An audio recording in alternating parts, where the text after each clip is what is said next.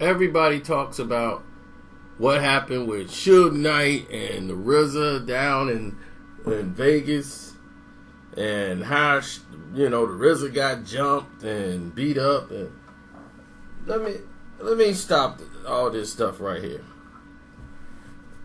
What y'all heard about in the interview? First off, Method Man wasn't even there. So let's get these things straight right now. Because Method Man came at a whole nother time. And when Meth came down there, it wasn't Method Man, it was RZA, U-God, and it was some other people that was associated with Wu Tang. But I think out of all the MCs there, it was probably either Deck and U-God and RZA that we know from the group. The rest was just other members. And they went down there to, work out some details, and everything was good. That's why they went to 662, because everything was cool and there was no problems. And Pac was like, cool, he liked Wu-Tang. He ain't had no problems with Wu-Tang at all. And he loved Method Man's album. So, I came to bring the pain, hardcore to the brain. Let's go inside my ass to play. I came to bring the pain, hardcore to the brain. So the RZA got paid for that. That's why all this was done. They slipped RZA some money, because what happened was RZA came in he came into 662, him and his boy, and it was some rowdy, Pyru dudes in there, and they was, ran into homie, one of the dudes from the Wu, and he was all jeweled up. He was like, man, look, homie, this ain't the East Coast. You know what I'm saying? I'm tired of these East Coast dudes coming up in there, boy. Get your head busted on Pyru. You know what I'm saying? So it went on a subject. It went on a issue like that. A dude from New York who was with RZA felt some sort of way. And when it happened, it was quick. You know what I'm saying? Like, the whole club saw that guy get into it, and the reason why he was so animated was because he knew this whole club gonna turn around. Dude thought he was just in a regular club or something. And once it was a swarm, and they started whooping on dude and knocking him down, the Pyrus, RZA went there to try to break it up. Because I think a dude might be related to RZA some type of way, one of his cousins or something. So the RZA went in there and they snatched him up and took his chain.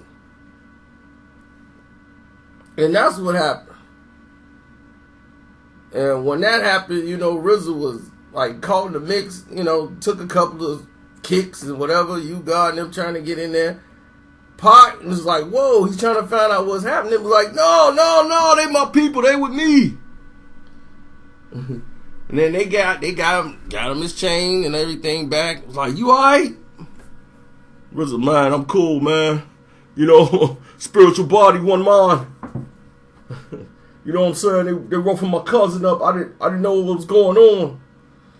He's like, thought we was brothers. He's like, Pac was like, I ain't had nothing to do with that. Me and Suge, we had nothing to do with that whatsoever.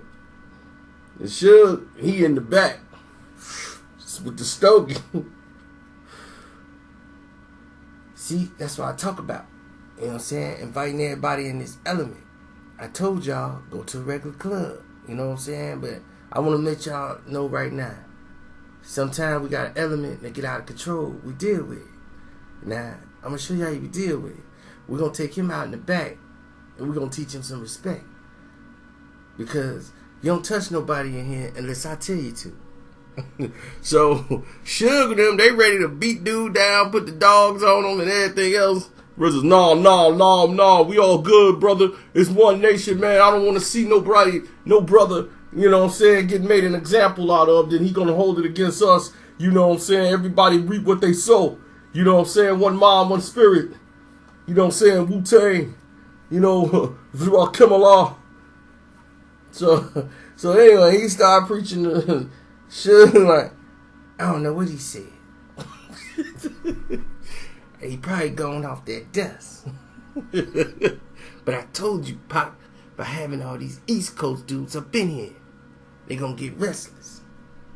But nah. You gonna do it your way. Alright. Pac like, I'm trying to keep the peace. Man, look. Sometimes things gonna be what it be. You know? You can't tell her if a dog trained to kill, can't get mad if they go out and try to kill something. You didn't train them to kill. These guys over here, they trying to kill. So, you give a wolf a little blood, can't blame him for being a wolf. Suge a whole different type of dude when it's time for war. But he didn't care either which way it went. You know, that's just how it was. It was like, hey, he from the East Coast. He probably said something, let him get dealt with. Pac looking at, you ain't looking at the global scale of this. We still have to travel. So, it was very interesting at that time. So, Method Man ended up coming down there, and it was, Puffy was like, dude, you down here? Man, you better get somewhere safe. It's funky down here. Shoot. And then he broke out. But see, Puffy was there. That's when it was getting too intense to be down there doing what they was doing, you know. And he was like, look, Puff knew. Puff looked like, hey, man, trying to get everybody that's cool with me somewhere safe. But Meth was down there chilling. He ain't had nothing to do. He kicked it with Pac, you know, and it was all love, you know. But it was tension at first because they ain't know which way people was feeling. But after kicking it with Pac and everything, he was all good. Plus, he was all shermed out, so he didn't feel or know what was going on anyway. Oh, well. It's your boy Carcino, man. I'm out.